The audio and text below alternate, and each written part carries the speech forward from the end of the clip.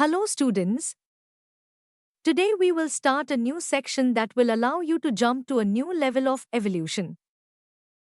The essence of this section is to learn how to implement a ready-made idea in the simplest and most rational way possible. We will be drawing geometric shapes of varying complexity, so rationality, accuracy, and simplicity are the keys to success in this course. Let's start with something simple. Today we will draw this shape, and we will dedicate the first part of the lesson to planning. At first glance, it may seem that the shape is too simple and doesn't require planning. But that's not quite true. The shape is chosen not by chance. On this simple form, it will be easier to understand how preparation for drawing happens. It will also be easier to realize how important this stage is. So, if we need accuracy, it means that the angles should be right and the distances should be equal. All lines should have the same width. Ideally, there should be no extra points on straight sections. Straight lines should consist of only 2 points: start and end. Therefore, we will not use the brush. The shape is simple, and to save time, it could have been drawn using snapping to the global grid.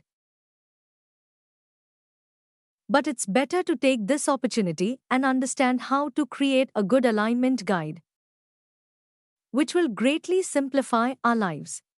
The shapes will become more complex, and snapping to the grid will no longer help. You will need to combine all the available options. Let's go. Step 1. Analyze the shape. The first thing I can note is that the shape is not symmetrical, so we cannot use mirroring. The next thing that catches the eye is that the shape consists of 4 identical elements. And we only need to draw one of the 4 elements and then simply copy it 3 times.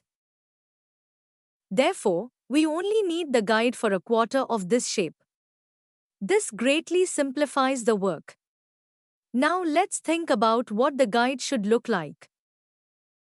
To make it clearer what we need, I will draw lines through all the points that should be drawn and aligned. I'll start with the vertical lines. 1, 2, 3, 4, 5, 6. Now horizontal markup. The same 6 lines plus 1 more in the center. That's all. This is the grid we need. Moving to step 2. Create an alignment guide. Switch to object mode and create a plane. We won't change the size. By default, it's 2 by 2 meters. Switch to edit mode. Select everything, right-click, choose Subdivide. Open the last action menu and increase the number of cuts to 6.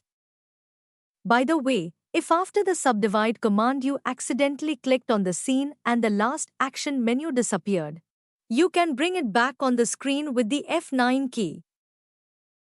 So, we have a 7 by 7 grid. And we are missing the last horizontal cut. Let's add the cut using the Loop Cut tool. Press Ctrl R. Hover the cursor over one of the vertical edges in the center of the shape.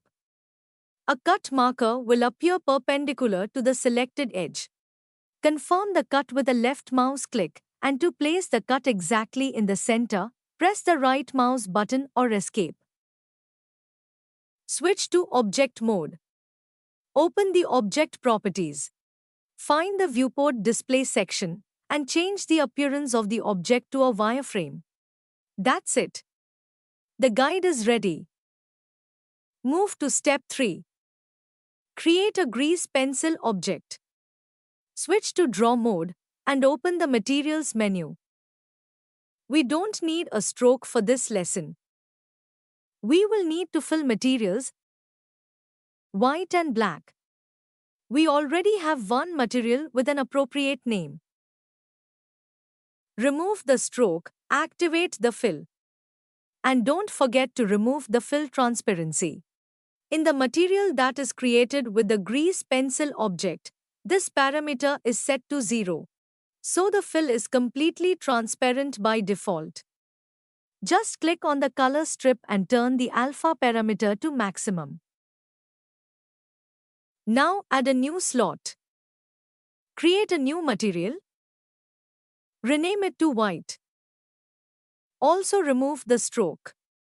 Activate the fill and select the white color. Now switch to the Layers tab. We have one layer and it will suffice for now. Let's only disable the influence of lighting on the layer. Move to step 3. Drawing. Set the stroke density to maximum. Disable pressure sensitivity. The brush radius doesn't matter. Now select the line tool, set the subdivision parameter to 0. This will remove all extra points. The drawn line will consist of only 2 points. Choose the black material and draw a line. It doesn't matter what length it is and at what angle it is positioned. Press space to confirm the shape. We can't see the line because it has no stroke. Switch to Edit mode. Select the Point Selection mode. Open the Snap menu and switch to Point Snapping. Make the Snap tool active. Grab the first point and align it with the center of the left edge. Now select the second point and align it with the top left corner. Now the line needs to be extended to the right, to the next corner. Do this by extrusion. The point should be selected. Press the E key and drag the new point to the desired position. Press E again and stick the new point to the center of the right side. Done. We have a black rectangle. Now switch back to Draw mode, choose the white color, and draw another line. Switch to Edit mode again. Place 2 points along the left edge. Extrude the bottom point to the lower right corner, and then extrude again and stick the new point to the center of the right side. Now we need to draw a white rectangle over the black one. We no longer need to switch back to Draw mode to draw a line. We can simply select one of the points with the white material. Copy it and place it in the desired position. Extrude it 3 times and stick it to the necessary positions. Now draw the black rectangle on the white background. Select one of the black points. Copy it, place it in the desired position, and extrude it into 3 new positions. Next, in the same way, draw the black rectangle on the top white and the white rectangle on the bottom black. And the last round. We need a small white rectangle on the top black and a small black rectangle on the bottom white. Done. The shape is drawn. But now I'll show you the downside of this drawing method. Right now we have overlapping planes in our figure. Or, in other words, we have strokes that lie in the same plane. And there's nothing wrong with that. All strokes are displayed on the screen according to their Z index. But it's not always convenient. For example, if you switch the depth order to 3D and go to perspective, our object will be covered with glitches. And we will have to manually place the strokes at different heights so that they do not overlap. Therefore, now we will draw this shape in another way. All strokes will lie in one plane, but they will not overlap. Let's hide the layer we already have and create 2 more layers. Name them black and white. For both layers, we will disable the influence of lighting. Additionally, we will activate the option to lock inactive layers. Now switch to Draw mode. Select the white layer and white material. Draw a line at the bottom of the shape. Now select the black layer and black material and draw a line at the top. Switch to Edit mode and work with the points. The black layer is selected. Place 2 black points along the left edge from the center to the top corner. Now, using extrusion, place 6 more points according to this scheme.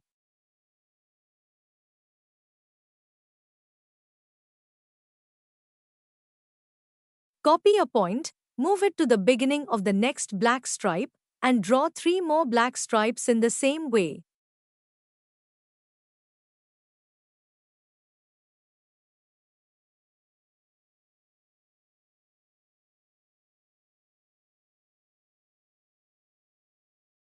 Next, switch to the white layer.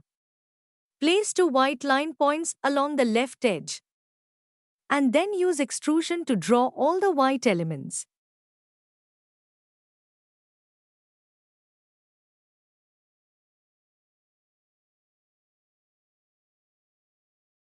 Done. Now everything in our figure is perfect. The only thing left is to assemble a puzzle from this element. Make sure that both the black and white layers are unlocked. You can now disable snapping. It will be more convenient this way. Select everything. Copy the selection and move the copy along the x-axis to the side by a small distance. Left-click to place the copy in a new location. Rotate the copy by 180 degrees along the z-axis. R, Z, 180, enter. Now we need to move the copy close to the first element. Press G, then X, hover the cursor over one of the corners on the right side and hold Ctrl to activate snapping. Left-click to fix the new position. The final touch. Select everything, copy and move it down along the y-axis, place it at a small distance. Then move it close with snapping. G, Y, hold Ctrl, cursor to the bottom corner, left-click. Done. Remember, snapping works only with mesh points. Therefore, aiming with the cursor at the drawn corners will not help. Our guide is here, so aim at one of these corners.